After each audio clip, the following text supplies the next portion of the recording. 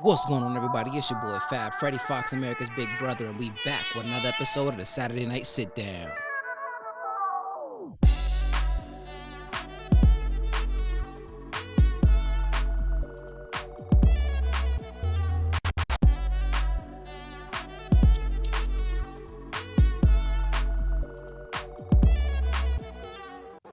What's going on, everybody? It's your boy Fab, Freddie Fox, America's Big Brother, and we back with another episode of Saturday Night Sit Down. And today, I got the pleasure of sitting down with Joe Guerrier. What's going on, sir? What's going on? How you doing, my man? It feels good to be back. I can say that. That's it feels awesome, good to be awesome. back. And I'm glad to have you here, man. Yeah. So how's everything going on with you? Everything is great, man. Everything is great. A humbling experience. I love everything that's happening right now. God is amazing. That's beautifully said, man. And just to get a little people background, man. I came across you across like a post, right? And it was, I guess now we all know a quote from my boy Carl here at the Royal Communication Studio, my man Carl. But I was watching your interview, right? And what you stated was the most expensive place in the world is the cemetery because people die with $1 million dreams every day. I heard that quote from my boy Carl. I was taking a class with him, like I previously stated. And since that day, I think that quote changed my life. Oh, yeah. Yeah, that quote. And he gave us a little story about a friend of his, and I still never forgot that story. And I said, you know what? Anything that I think of, I'm just going to bring it to life. And this is what about that? So what was the story, if you don't mind sharing with us, man? I believe it was a friend of his who was thinking about like a Marvel type of comic thing that he had going on, and he always talked about it And he passed away, from what I remember. And from what Carl was telling us, he felt like if his friend had a chance to really share that with the world or put that out there, he thinks that it would have taken his life to the next level. But unfortunately, he didn't get a chance to do it. So I don't really know the gist of the story, but from what I remember, that's what I got from it. And I said, you know what? I'm going to take that story, and I want it to motivate me in ways that I've never been motivated before, and it has. No, definitely, man. And just hearing that myself, too, man, and I heard that, and I was like, wow. And I'm sure we all do that, man. We all have different thoughts and ideas and things we want to do or could-haves or what-ifs and stuff like that, and just imagine them, and then we just leave it there. Yeah, when we have time, when I get yeah. paid, or I'll try this, or I want to talk to this person, or I might not be able to. I'm too old. I'm too young. So we throw all these excuses at ourselves. And essentially, once we stop making excuses and we actually start to create, you will create. Listen, man, I was reading. Well, again, I always say read, but I don't like to read, but I do audiobooks, right? And it's called the Mindset Makeover. Right. And they were just talking about how it says the human potential is unknown. But we don't really know our true potential until we really try. Something along those gist. And it got me thinking, too, because what I've been saying lately is that we are only bound to the boundaries we create in our own mind. Right. And anything that you said, because the thing you think about it, people once said that we're never going to fly. We're never going to be to the moon. We're not going to see the ocean. We're not going to do this. We're not going to do that. But it just takes that one person to do it. To actually try it. And and in the book it says, which was also another powerful quote that it said was, if anyone can do it, anyone can do it. You know what I'm saying? And I was like, wow, that really got me thinking too, because it only takes that one person to start the flame. You know what I mean? Like everybody says it's impossible until they actually see it done, and then they want to go out and see that, because now they know there's a new limitation, or there's that boundary has been pushed, or that sand has been erased and another one's been created. Right. So that was one of the biggest quote that I seen. I've been following you ever since then, man, and just your energy, your vibe, your things was going on, man. Seeing everything was just. I said to him, I gotta talk to this man. I got to have him on the show, and I got to talk to this man, because I'm sure there's a lot going on that he can share with us and really enlighten our younger generation. And that has been the whole premise of my show and this whole podcast is really just, and again, as I always say, I've struggled finding my way into manhood, and I'm sure all of us have. We all went through different trials and trying to figure out and all these things, trying to understand that. And when I had my son, and as I was telling you before the show, it's very different because, teaching my daughter what to look for in a man is different than teaching my son how to be a man, and that's why I like seeing these things with you guys and sitting down with these different men, different people and stuff like that to help better myself too, because I'm sure that there's been experience and things that you've gone through that I will never go through in my life or may have not witnessed that I could use to help motivate me and help me grow.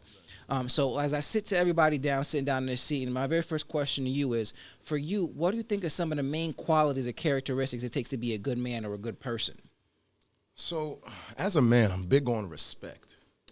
But when we think of respect coming from a man, we always think like you gotta respect the ladies and you have to take care of the children and respect the ladies. But I think we have to start respecting one another more, like as men. Yes. Like, you know, we're always living in the ego, so we're always competing with each other. But then it turns into there's a thin line between competition and disrespect sometimes. You know, Absolutely. Like, so a lot of times, you know, when the male ego kicks in, then we start going back and forth. So I always say, there's a rapper, one of my favorite rappers is Styles P, and his first album was called Gangster and a Gentleman. And that's kind of what I learned how to be a man from, is you don't always have to be a gangster. Right. You know what I mean? Sometimes you could approach somebody as a gentleman, even a man. You can approach a man and be a gentleman. And you never really have to resort to showing you're gangster if you're always a gentleman.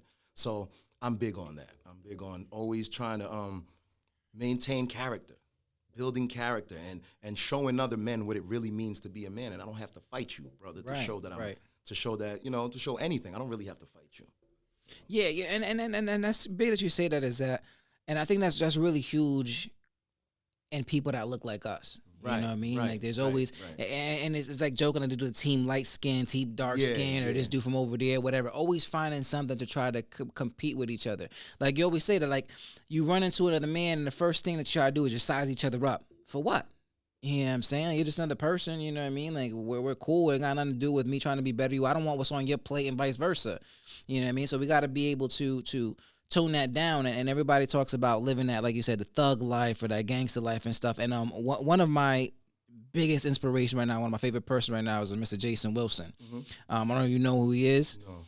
So the big thing that really broke out a couple years ago, I'm probably sure you've seen this, was he teaches martial arts, right? And one of these things, he's teaching one of these young men how to this move and stuff, and the kid starts to cry. Right. And he looked at him and said, "It's okay to cry. Just go ahead and cry." And and it took me off guard, because I'm like, we're not supposed to cry. We ain't supposed to show no more. Man up. You know what I'm saying? Man up. And ever since then, it really took, because that's how I felt myself too. Like I wanted to be okay to cry. Like I was raised a lot from my mom, so I know that I'm very, if you want to say in touch with my feminine side, or very an emotional person and stuff like that. That's how I grew up. You know what I mean? So it was really hard for me to kind of bury my emotions in this, you know, man world, you know, to do that stuff. So one of the things that he said recently, because he has a new book called, because I read his first book, which was amazing. It's called Cry Like a Man. And that book really inspired me to kind of move forward with my podcast and all these things to let me know that I was doing a really good thing. So his first book was called Cry Like a Man, and he just released his second book. It's called Battle Cry. And he was doing a promotion about that, and he was like, you know, and he was talking about that, you know, we're always trying to be thugs and try to be thug this and thug that, until I was really able to break that down into an acronym. Right. And it says, and his acronym is, a thug is really a traumatized human unable to grieve. You know what I'm saying? And I was like, wow, you know, because that's what it is. You know, we don't want to show any sign of weakness. There's a way you have to express yourself. Right. And that's the thing. It's okay to be emotional sometimes. That doesn't make you a weak person. I think that makes you even stronger. You know what I mean? Willing to show your vulnerabilities. But that doesn't make you less of a man. You know, and that's kind of what I want people to understand, and really to instill that in a younger generation, because they're getting lost in all this. And you got to be macho, because so many young kids are lost to gun violence over senseless stuff. Right. You know what I mean? Or all these gang related things, or all this stuff trying to, you know, break down their brother. Yeah. For what? You know what I mean? Because it's supposed to put a little notch in your belt. It's supposed to make you a better man than the next person. No. Help that person up. You know what I'm saying? That makes you a better man. Absolutely. When you're able to lift somebody up to different, that's what makes you a man, how I see it. Yes. You know what I mean? So I think that's really cool how you touched about respect and talking about that when it comes to men. And for you as well, I think part of being a good man or a good person really has to come when it with really good, strong morals. You know, it's very important to have key morals. So for you, what are some of your most important morals, or morals that you live by on a day-to-day basis? On a day-to-day, so I'm big on. So I got something I focus on, feelings versus principles, right? So whenever I'm approached with a situation or an altercation, I can say, or try to put my feeling. I try to take a step back. I try not to speak while I'm knee deep in my feelings, and I try to literally. It might take 24 hours. I might not respond to you. Yeah. And it's me digging deep within myself. Everything that I've learned since I was a kid. How would my mom want me to deal with this based off what she's taught me? My dad, based off what he's taught me, teachers, coaches, everything that I learned. How should I deal with this situation? And when you take that step back and you try to dig deep and find those principles and less of the feelings, you make better decisions, in my opinion. That's what I focus on when making certain decisions. No, absolutely. And I'm just like really kind of smiling and looking at that because that's something that I live by with myself. What I hold true is I don't like to deal with situations when I'm extremely emotional about stuff. Yes. When I'm feeling all some sort of way, because it's not, I guess, my way of logical thinking. And I say that to my wife a lot of times too, because there's times like which I've been working on with my wife, because a lot of times in the past, when something bothers me or something goes on with us or whatever, I shut down and I lock everything out because I'm really dealing with my emotions and trying to make sense out of things and not letting, what my feelings create these scenarios or jump to conclusions on what the other person is feeling. Right, you know what I mean? Like you may do something and then I take it as like, oh, you being disrespectful to me or you trying to hurt my friend. And that's not what that was, but I'm just so deep and really just unraveling myself that I'm creating all these problems for no reason. So I've been working on explaining like, you know what? Hey, this happened and I'm kind of going through my feelings right now. Because I know that if I don't say anything, that's even worse because then I'm making her imagination run wild. Like, what is he thinking and what's going on? And then that's now two of us are dealing with this toxic situation for what? When it's just a lot better for me to say, hey, you know what? I'm just in my feelings right now. I just need a moment to kind of understand and really make sense of what's going on.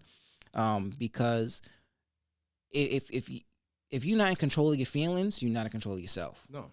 And you can't control the situation that you're currently in. Right. So one of my biggest things that I've been teaching my daughter, and I tell her every day, like she came home one day and she's like, oh, so-and-so didn't want to be my friend. And she was, in tears picking up from school. And that's just the last thing you want to do is go pick up your daughter from somewhere. And she's like bawling her eyes out. And I'm like, baby, what happened? So-and-so said they didn't want to be my friend. I said, that's why you upset, baby? Like, that's why you sad? I said, number one, don't let anybody control your feelings. You control your feelings. You decide if you're happy. You decide if you're sad, you're angry, upset. Let that be your decision. Right. Don't let anybody else make that decision for you because then they control you. They own you. And nobody owns you. No. You know what I mean? And then secondly, you're a wonderful person. Just because one person don't like you. And in this world, it doesn't matter, what you do and who you are. Somebody's not going to like you. For whatever reason, you know what I mean? Exactly. And that's what I tell her. She's a beautiful soul. And that very same day, I took her up and I said, okay, here's what we're going to do. So we went out, I took her out for ice cream and just ran up to people. I said, go up to random people, just ask them to be your friend. Right. And she said, okay, she did that. So we go to the ice cream place and she said this, can you be my friend? And I was like, yeah, sure. And she met all these different peoples and stuff like that and all this.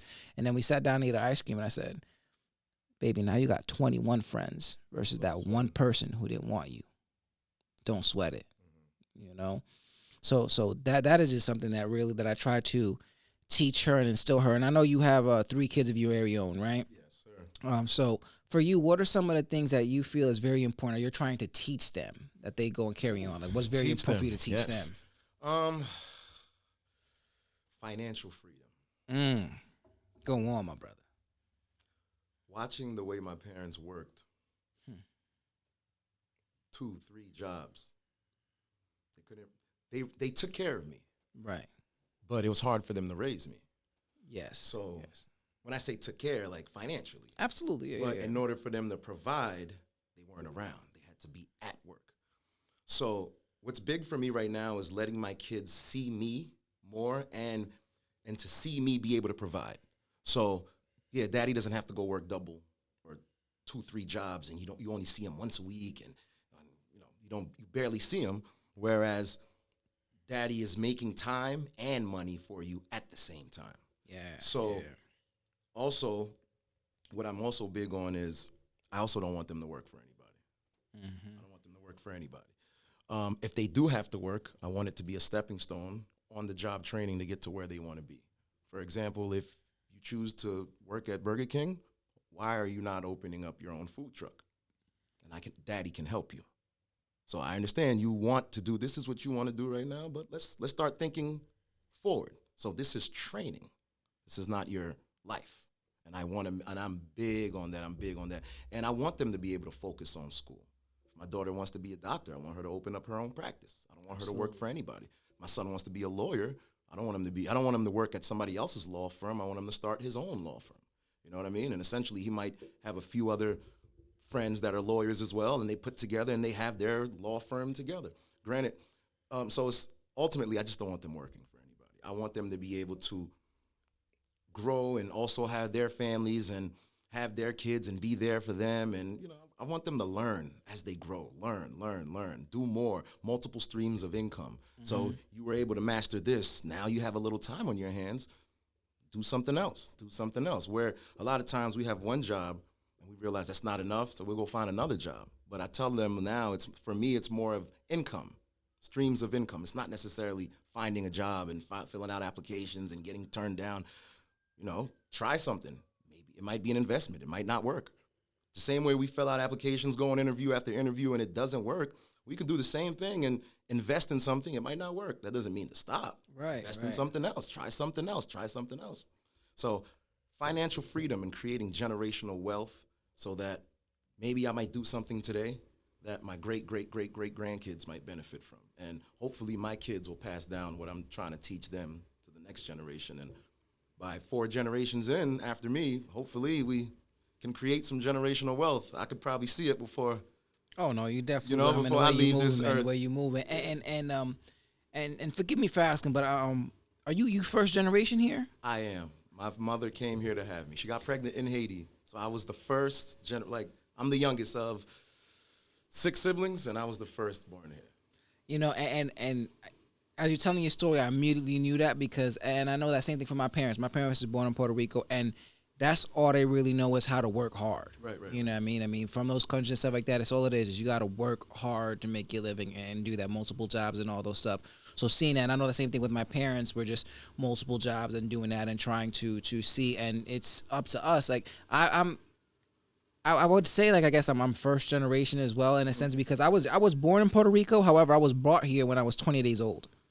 You know what I mean? So I was raised here, and this is all I know. But as I was telling you the story before here, when I was trying to learn to be connected from my dad was like, no, you're going to make money with your brains, not your hands. Yeah. And that has sparked this entrepreneurial spirit in myself that is just crazy because my sister was raised in Puerto Rico more. Mm-hmm. She was there for like 8 years or so.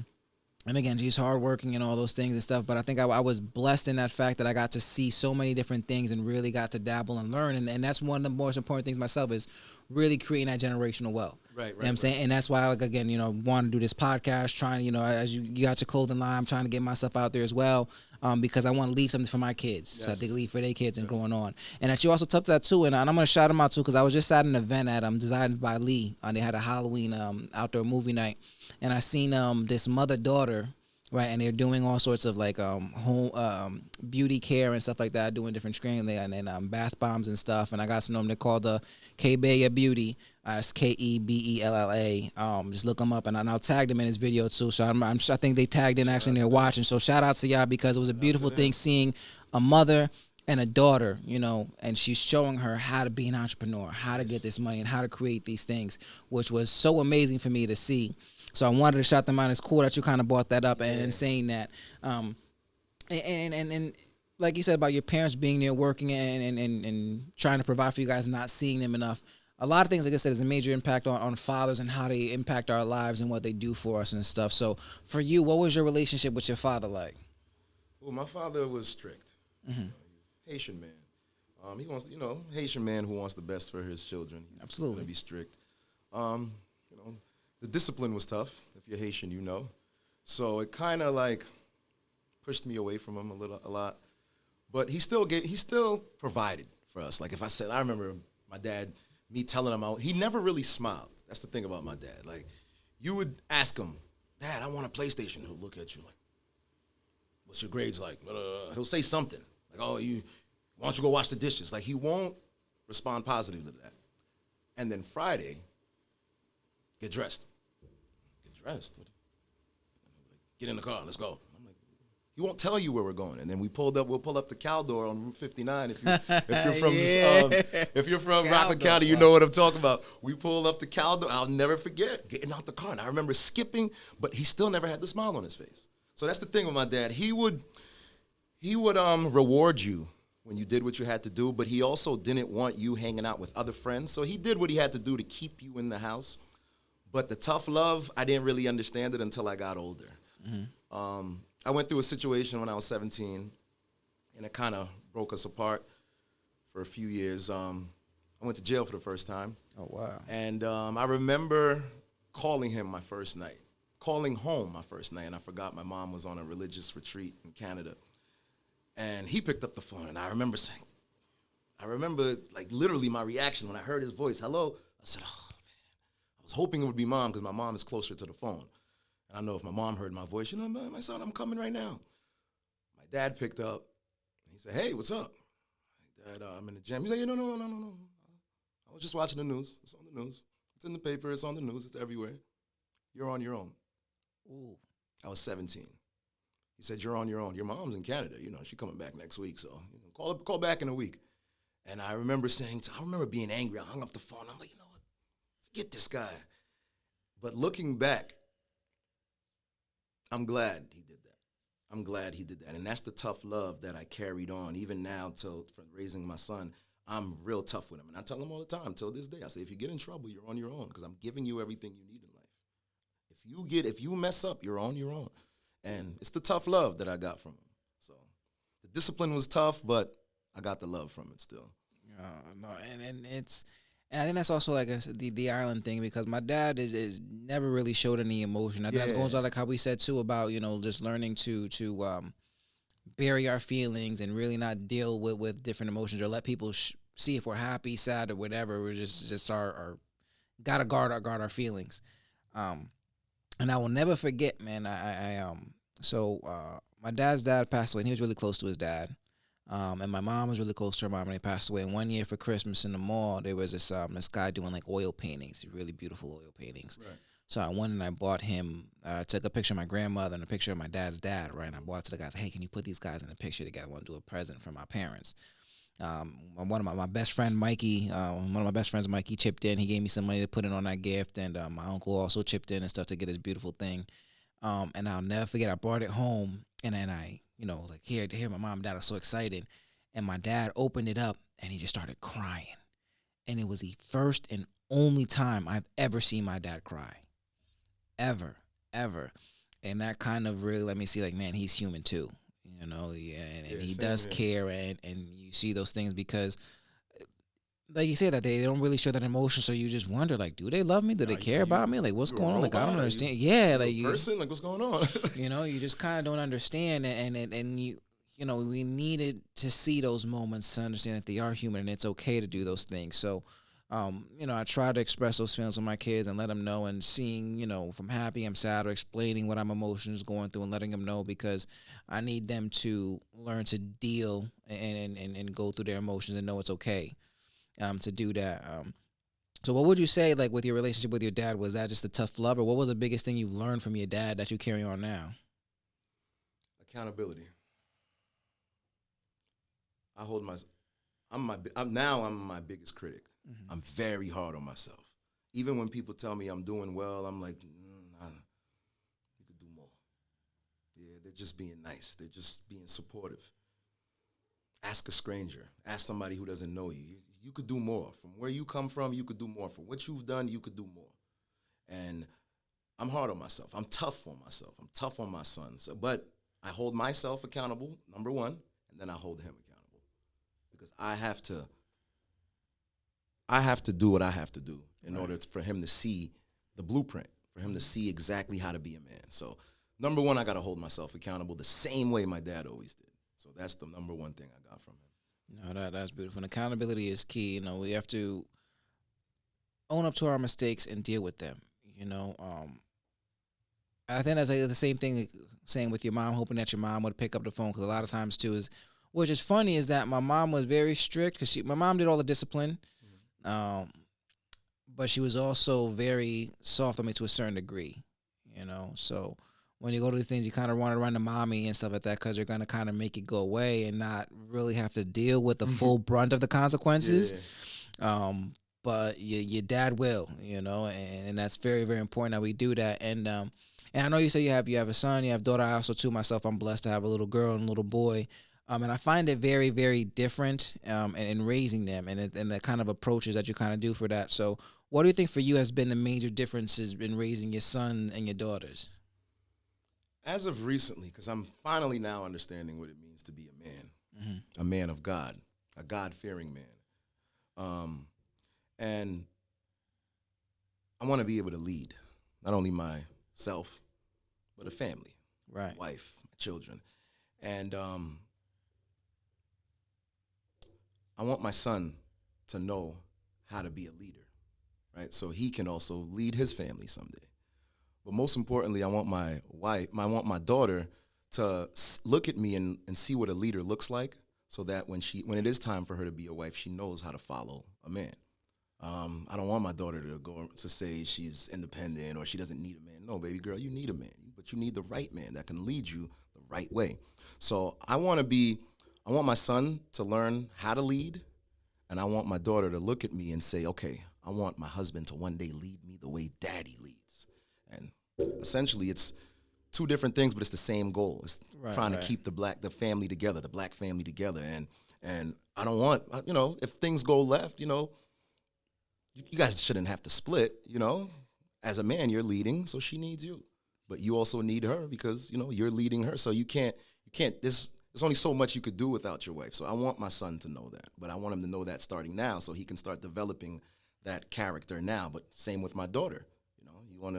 You want to be more receptive to a man when it's time for you to find one. Yeah, no, and it's great. I tell my wife too, man. I think for myself, man, just found a perfect partner in raising my kids and in life and stuff because I've learned a lot from my wife. My wife has taught me a lot and has really helped me grow as a man, right? In ways that I know I wouldn't have been able to without her. And it's important that our kids see that because it goes to one thing with my parents and seeing that raising up. I know I seen them get physical, seen them have like all these horrible fights and these arguments and stuff like that, but they worked it out in their own way. They stuck together. I mean, I said this a couple of times too. I know that there was plenty of times when my mom and my dad, they would go at and have these huge fights, but the next morning my dad still had a cup of coffee ready. He still went to the car and he turned on the car and everything. That's the key. Because once again, if we go back to feelings versus principles, as a man, you got to always stand on your principles. So no matter what's going on, you still need to lead. I'm not married right now, but the mother of my children, we raise the kids together, we co-parent, but I still have to lead that situation, because I'm not in the household. So there's certain things that I have to go above and beyond so that the kids can see that, okay, although daddy's not in the house, he still takes the lead on this. He still shows up here. He still drops us. He still does everything he would do as if he was here. And I think that's even more so to see that as well too. I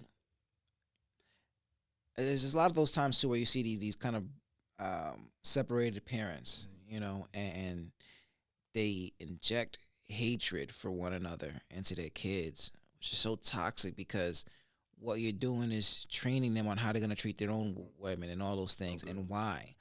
I think it's I was very blessed in a sense because as we talked about, my it's me and my sister. My sister's the oldest, I'm the youngest, and I have a brother who's in the middle, and he has a different mom.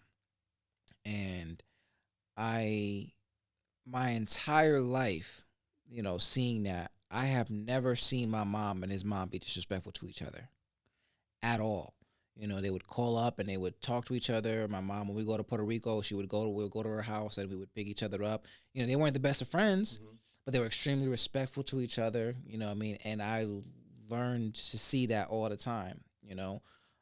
Same thing with my sister and from her oldest daughters. She separated from their dad. But at all the family events, we're together, we're there, we're supportive. Just recently, and just a shout out to my brother-in-law Richie. He just lost his dad a couple weeks ago. But our whole family went to the funeral, to the wake. My mom was there, my sister was there, the girls were there, I was there.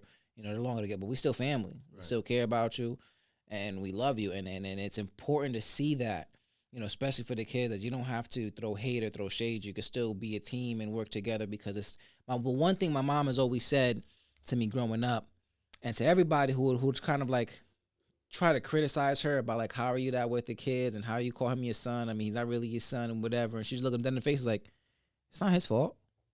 He ain't choose to be here. Right. He's innocent. Yeah. What's he got to do with the situation? The kids shouldn't have to pay for that. You know, so we never saw it that way. And I thought that's just so beautiful, and it's just so important that we do that with our kids and just show them what it is to still be respectful. You know, I've seen a lot of these women talk about like, oh, you know, my son's dad got me these flowers for Mother's Day. Look what's, and throw them in the trash. Like, for what? He's teaching your son how to treat you, how to be respectful. You know what I'm saying? Yeah, you're not together, but you're still his mother. You still, you know, I might not be together, but I got to be respectful. Right. Yeah, because again, if I treat you like that, what's going to stop him from treating you like that? Well, what's going to stop another man? What's going to stop another man from treating your daughter like that? You know what I mean? Exactly. But she has to see it as well, so that she can know I'm not going to go through that when I get older. You know.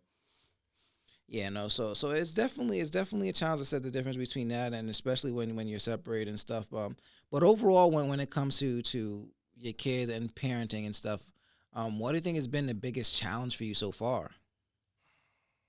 Leading by example. I would say, because I used to get into a lot of trouble. In the past.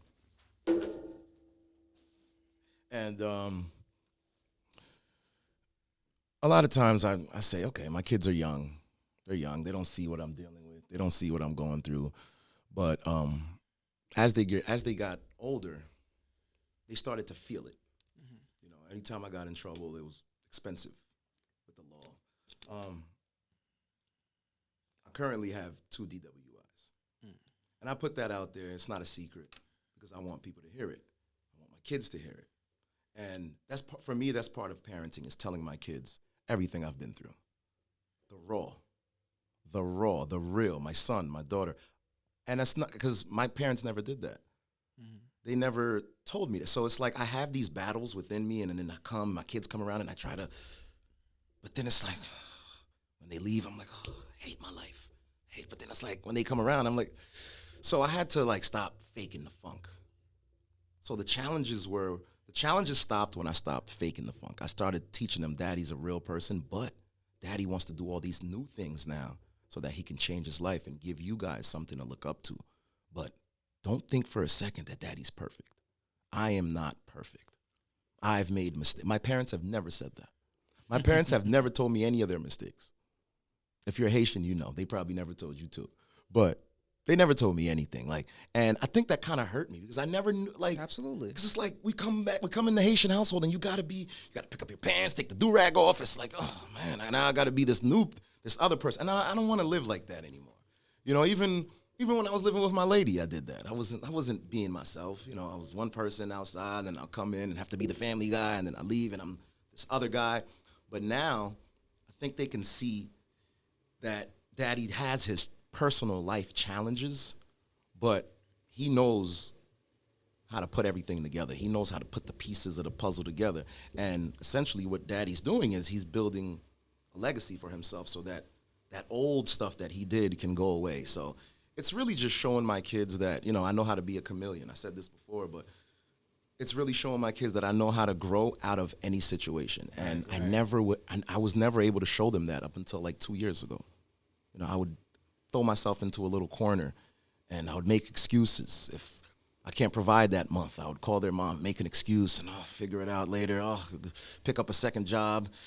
Those were the challenges. But now, with trying to develop the financial freedom that I'm doing and working with them, those challenges is kind of lifting some weight off of my shoulders.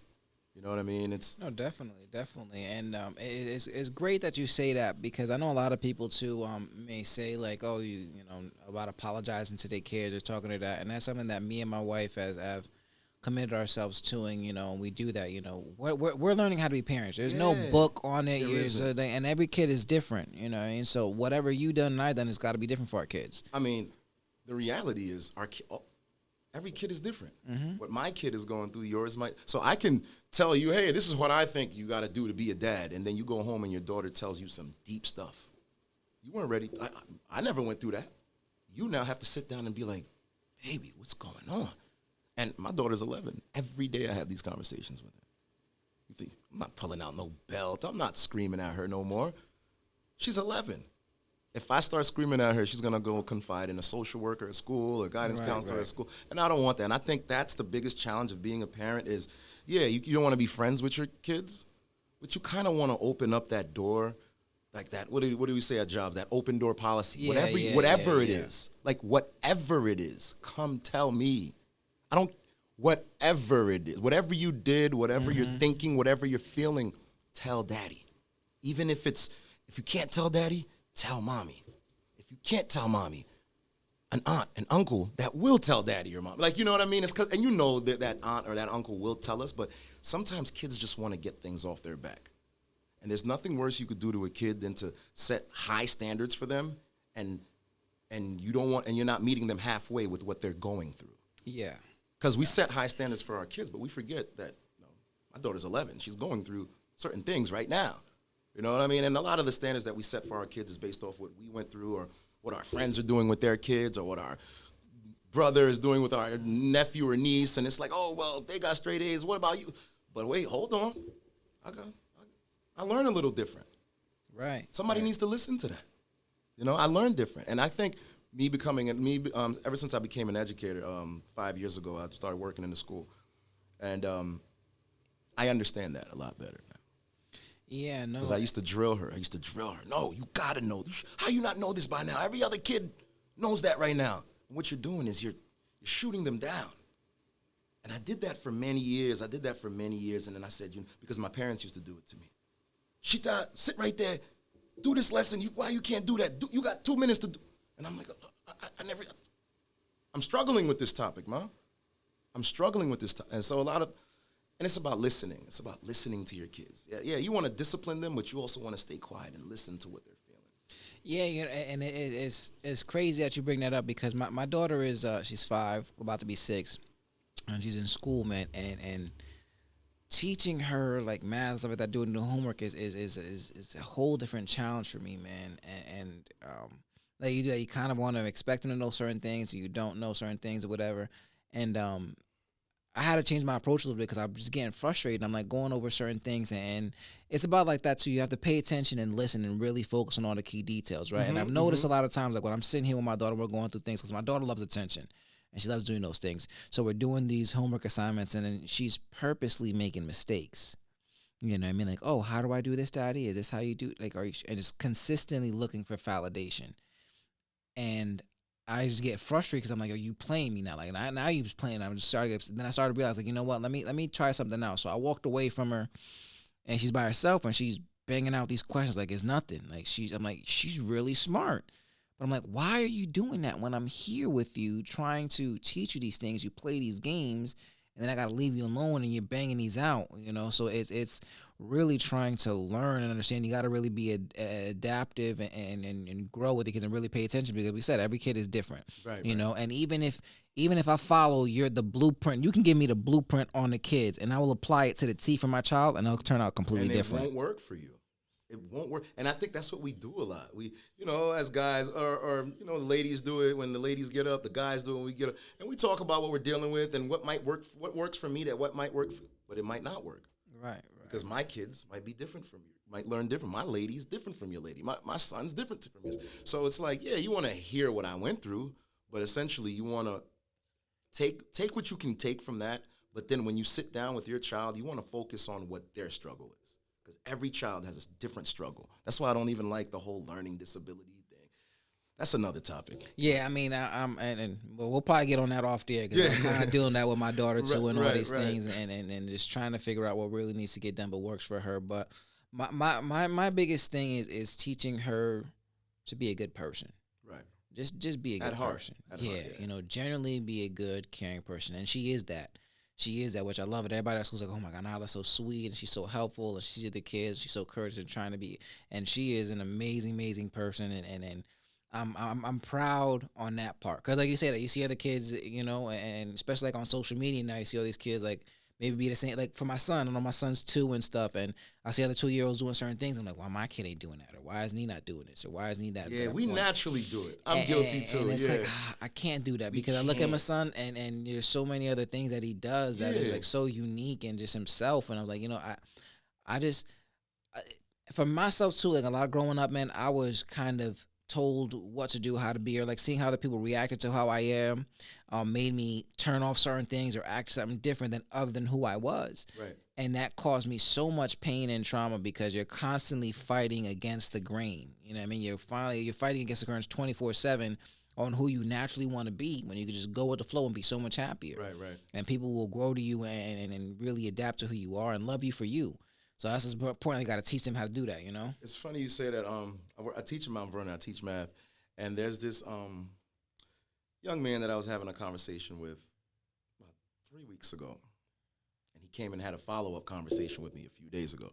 But the original conversation was about how he had gotten in trouble for doing something, and while we were having a conversation, and he was responding negatively to certain things, and I remember asking him. I said, "Do you play sports?"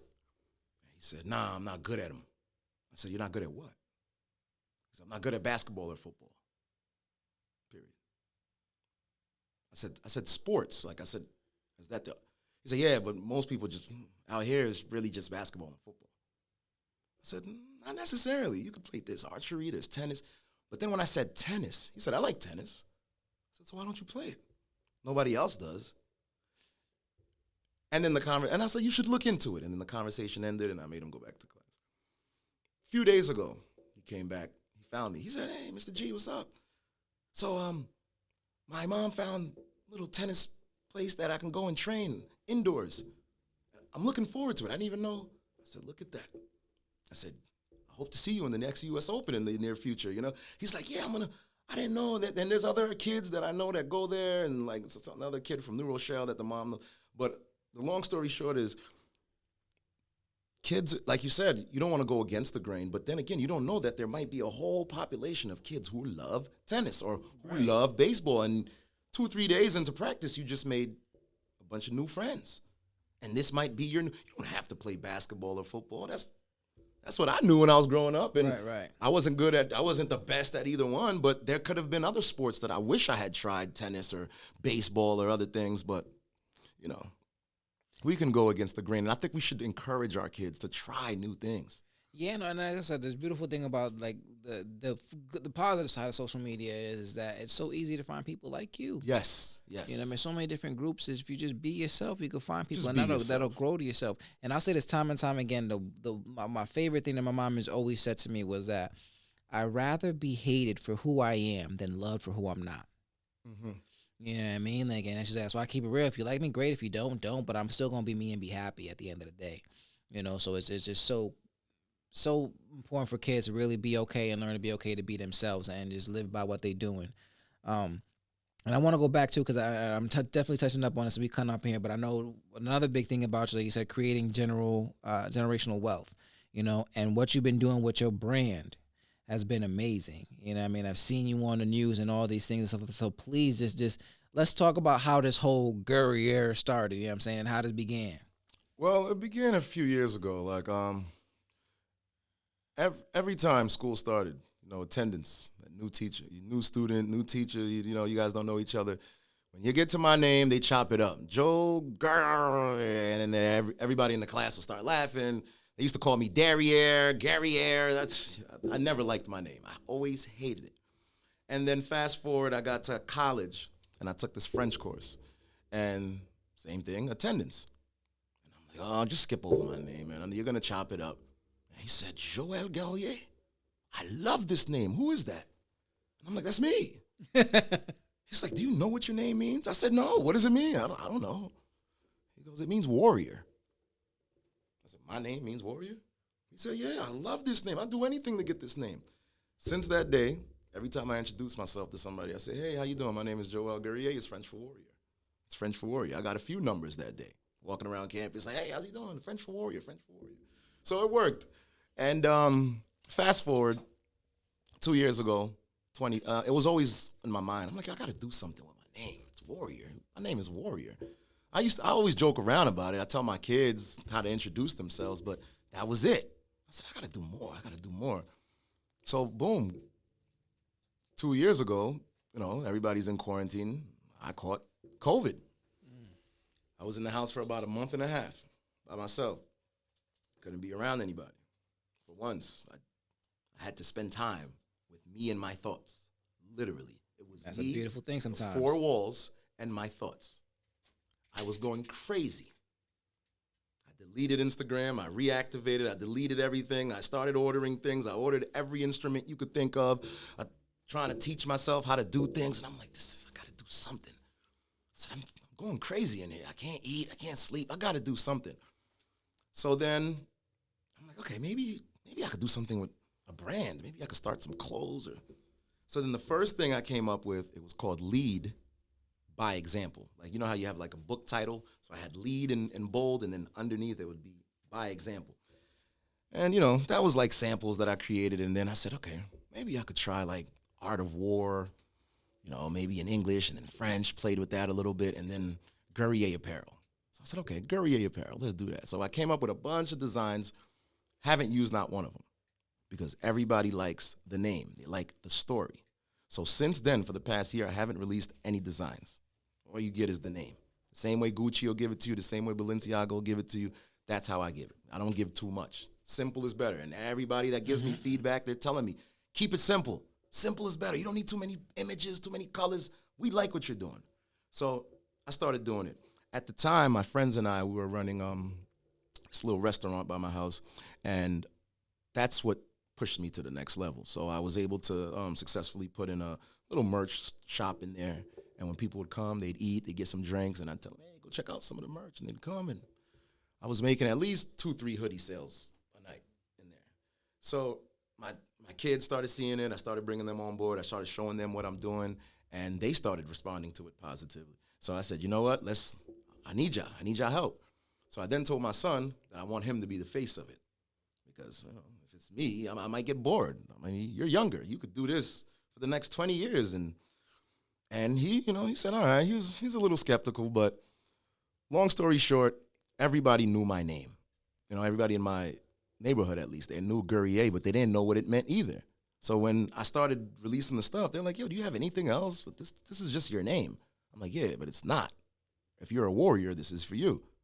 And they'd be like, oh, okay. And, we started pushing, and then the news is something that took me to the next level. But the way I got on the news was a little funny. So there's this assisted living place that caught fire across the street from my mom's house. And the fire went on for about 24 hours, I remember. It was just, they couldn't put it out. So there was news stations there the whole week. So by like the third day, every time I came home, they blocking off the street. I'm like, yo, guys, you guys are just trying to make a story. You guys, they cleaned up. You guys are still coming. I said, matter of fact, do you guys looking for a story? I could probably give you another story. And they were like, yeah, about what? I said, the quarantine hustler. See that attic up there?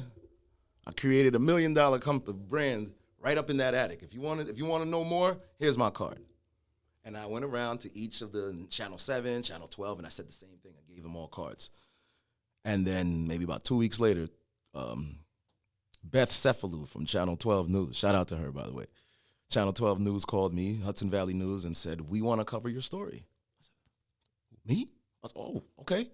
When? She said, tomorrow. I said, okay. She said, and we want the kids too. Okay. So I called their moms, and I said, hey, look, is there any way they could miss school tomorrow? Of course, when I said why, I was like, okay, cool. So, the kids came with me, and that interview right there is the one that took it to the next level, because I guess it's the way I've been marketing myself. A lot of people respond positively to that. So anybody could make merch, but the way you market yourself is what truly makes people notice you. And I guess you got to be unique with it. Most people would just post stuff, hey, purchase, link in my bio, purchase, link in my bio. I always had like a little humorous side to me, so figured I could put it to play, but I always thought I was regular funny. Yo, I'll make a video, and I only have about 1,400 followers. Somebody that barely even knows you, like, yo, I saw your video, yo, you're hilarious. I'm like, okay. But every time I leave the house, Fab, I hear that. That's the fuel to the fire for me. So how many times did I think of quitting? Over 1 million times. This ain't it. This is not about money, because I got, but I replaced going to the club, spending $400, $500, $600, $700 on bottles. Now I could do the same when I get paid. I could take $500 out and just buy inventory. So right. The kids fuel me as well. You know what I mean? My friends, they major on support. The county, Rockland County. Oh my God. People say a lot about Rockland County. I can't talk bad about Rockland County. I cannot. There's people that don't know me in Rockland County that reach out. Yo, I love what you're doing. I want to support. Support is in the county. You just have to be consistent enough for people to believe in you. A lot of us, we start something and we drop the ball. People have told me, yo, what are you doing with your line? I had something, but I dropped the ball. I'm like, well, that's the problem. You dropped the ball. Somebody was probably waiting for one more week from you for them to purchase, and then you dropped the ball. So for me, I dropped the ball a few times, but when I do, people, when they see me in the community, they're like, yo, what happened? I need more videos. Most people are asking for videos. Most people are asking for marketing videos so they can laugh. If I don't have to sell you anything. If I could make you laugh, or if I could tell you my story and you feel motivated from the things I've been through, like I said, I got 2 DWIs. It's hard for me to go to and from work. You know what I mean? I got a restricted license and all that stuff. And I need people to hear that, because there's things that we go through and we're risking our lives every day. We're risking our lives. I used to do illegal things. I used to think of hustling as selling drugs. Mm-hmm. To me, a hustler was a drug dealer. Right. So it's like I either work or I hustle. I can't hustle because I'm going to go to jail. I don't want to work. I'm tired of working. But then I found out, wait, I could still keep that duffel bag. No, I could still keep that duffel bag and still be a hustler. Only difference is there's no drugs in there. There's a story in there. There's a story in there. You know what I mean? Yes, so sir. When I when I walk around when I was younger, I used to have a backpack on. Everybody knew it was in the backpack. If you know, you know. Now, when you see this bag, if I open it up, people respect what I'm doing now.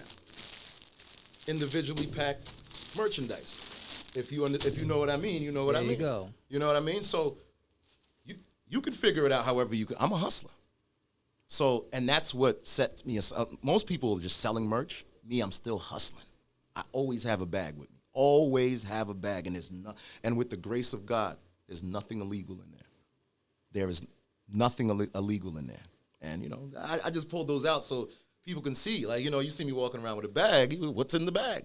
It's merch, and more merch. So the brand, I can't let it go. And it's like my son as well. He's playing football. So we now, like, if you know LeVar Ball, yeah, I've been watching the Big Baller brand. So now we're doing the Big Guerrier brand. So I'm trying to push him in that direction too. You don't have to sell merch. You play sport. You want to play sports? Play sports. But you already have your own merch line. Mm-hmm. LeBron James, every superstar player has their own logo. So you already have it, son. And that's what I tell him. And I think that's a way for me to push him more. It's not about making money.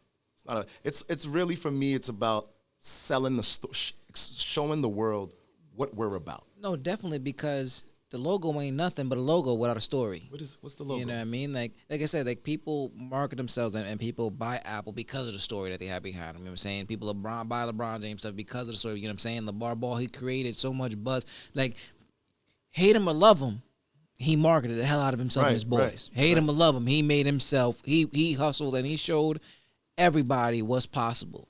You know what I mean? Through hard work, dedication, pushing yourself, and really testing those limits. So, shout out to him and shout out to you like you're doing with your son. I mean, I've been watching the videos and how you're promoting the GRRRRIER, and he's out there, you know what I'm saying, handling his business, and you know what I mean? And it's a beautiful thing to be there, so supportive, and be there for your kids. And it's important for them to see that. Right. And it's wonderful to get recognition, from strangers and all those people, but you really want those from the ones that you love and you really care about. Yes, that's why I had to give that shout out to Rockland County, because like everybody that says they from Rockland, it's like a negative thing. Like, oh, I hate Rockland. I hate Rockland. I would never say such a thing. I don't care where I end up in Rockland County.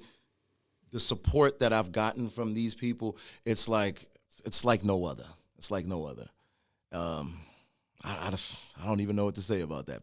It's like support is everything. But for me, I'm always big on like supply and demand. I've always been the type of person like, I don't need your support. If you like what I have, buy it. Like supply and demand. I don't need your support. When I started, I don't need nobody's support.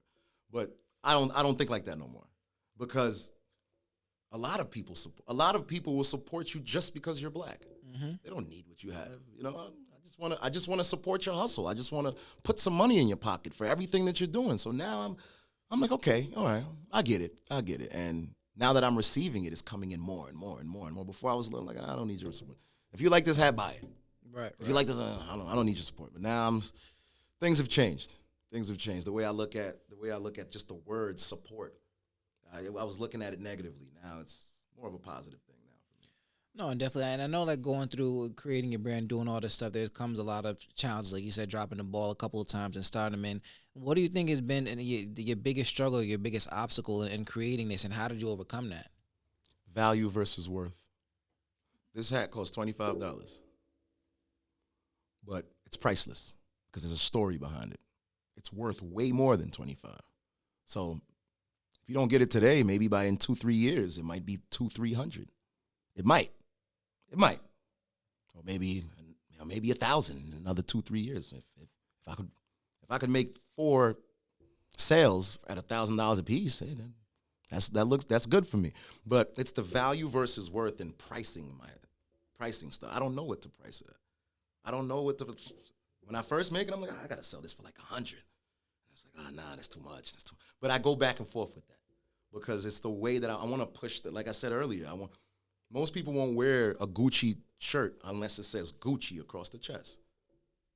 Most people won't wear a Fendi belt unless it says Fendi on the buckle. Like, you have to see it. So for me, I want to push the name.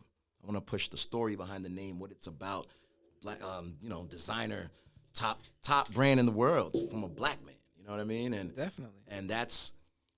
And I'm trying to spread the word any chance I get, every chance I get. And it's like, marketing is like another challenge that I face is staying within character. So there's certain things I can't put out there, certain things I can't say, and now that I'm being watched a lot more by the younger generation students, my kids, there's a way that I have to market it. And I think the lane that I chose is great because I'm still able to push financial freedom. I'm, pushing the math and buying and selling and calculating profit. So all these things go hand in hand with what I do, but it's really about staying on track with the mission that's at hand, and not getting sidetracked, because I get sidetracked real easily. And that's why, essentially, I end up dropping the ball. Okay, yeah, definitely, man. And it's just beautiful because, again, there's nothing that we can't overcome if we don't, again, being persistent or being consistent in certain things, you know what I mean? Like, we're always going to be able to push ourselves to accomplish anything. We just got to have faith in ourselves. Right. And determination. You have those two things, and it'll get you you'll go a long way with those two things. Right. And as you mentioned, like that, bring it to the younger generation. As we wind it down here, I got 2 last questions for you. So, number one, I would like to ask you is, for you, what do you think has been the best advice you've ever received so far? Fail forward. Anytime I failed at anything, I stopped. So I'm like, this ain't for me. I'm done. I messed up, and let me figure something else out. But then I realized, okay, when you fail, go back, correct your mistakes, and then move on. So essentially, you're never really failing. So the way I look at life is, I could try anything. If I don't succeed, I didn't fail. Like Aaliyah said, I'll just dust myself off and try again. So that's big for me. So, and I say that because of entrepreneurship. I've spent money on things that has not gotten sold. Mm. So essentially, it might be, okay, I failed. I didn't make my money back, right? But no. Sometimes I use them as giveaways, maybe take some percentage. And essentially, money might not come in the way I wanted it to, but, I'm still spreading the merch out there. Like, it's getting out. Right, it's getting out. Somebody will take a picture and tag me, and then I'll repost it, and somebody else might say, oh, I need that. So it's all about embracing your failures. You have to love failure. You have to embrace it. Like, put that F on your fridge and let it bother you. Let it bother you. Like, we put that A on the fridge. With that, when I was younger, we used to put that A+ on the fridge. But hey, you failed. You didn't get a chance to make your corrections. Hang that F up. It'll motivate you. You're going to be bothered. You're going to be tired of seeing it after a while. So fail forward. No, and that's definitely beautiful, and we got to learn from our mistakes. That's the biggest thing. Your mistakes teach you a lot. And one of the things I always go back to, I guess a quote I think was like what they said to Thomas Edison, where, he said he failed at making a light bulb so many different times, and he was like, "Yeah, you failed so many times." He said, "No, I just found 1,000 ways not to do it." Yes. You know what I mean? So you always just gotta learn, like you said, like that. Just keep it forward, like learn from your mistakes and use that as teaching points and how to learn from them, so that you can move forward and do a lot better. And lastly, man, my last question to you is this: what is some advice or that you would like to pass on to the younger generation? My 5 principles to being successful. Number 1, find God or a higher power.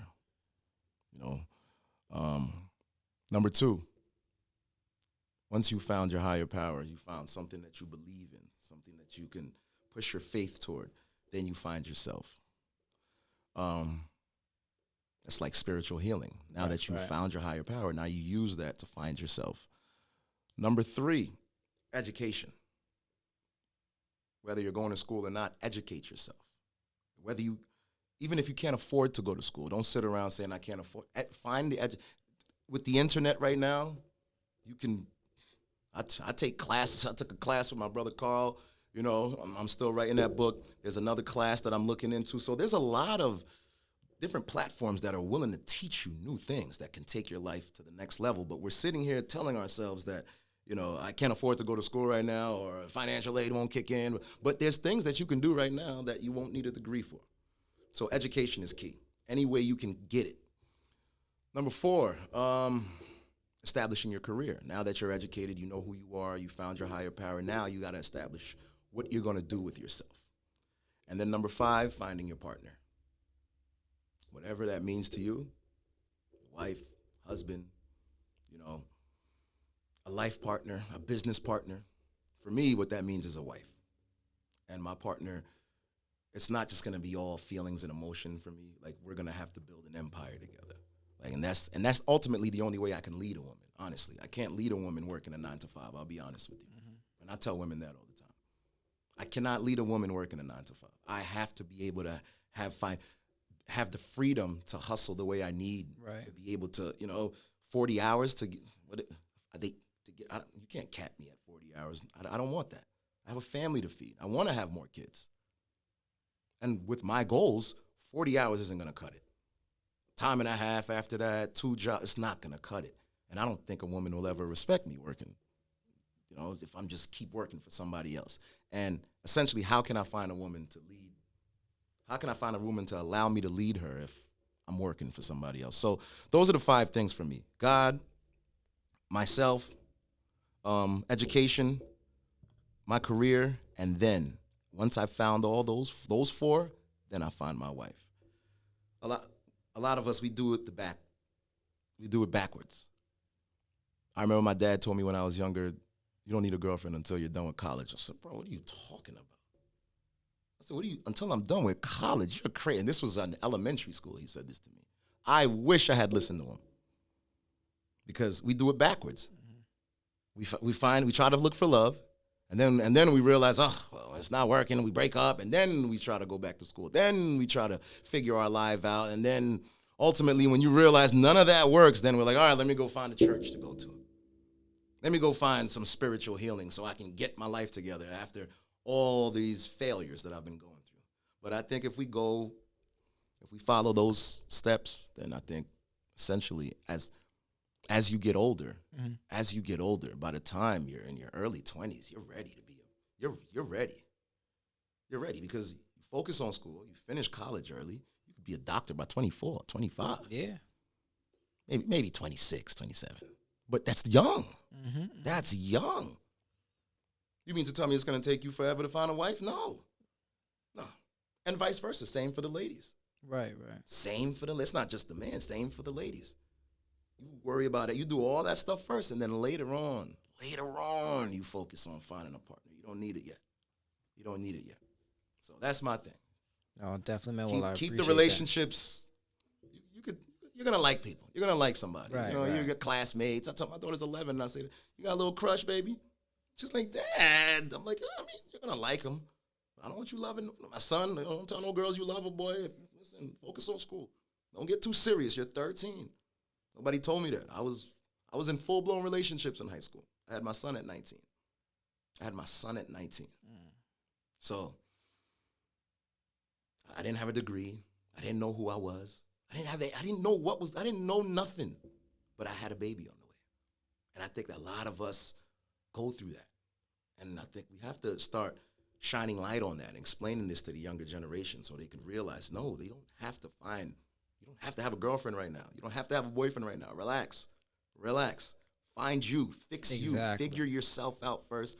And then once you might not be dating over and over again when the first person you date might be your husband or your wife. Mm-hmm. If both of you guys were doing what you had to. Right, and you're ready and you committed, man. I appreciate that, man. Well, thank you so much for your time and coming on here, man. I really appreciate you for talking to us, man. So thank you so much, man. And hopefully we definitely get to do this again. Absolutely, I'll definitely be back. And later on, man, I gotta get you a fab shirt. I'm definitely gonna give me one of those Guerrier shirts for you, man. So, as always, I appreciate it, man. Yeah. Well, everybody, man, as I always say, no matter who you are, no matter what you've done, your big brother loves you. Stay blessed, everybody. Yes. Grrr.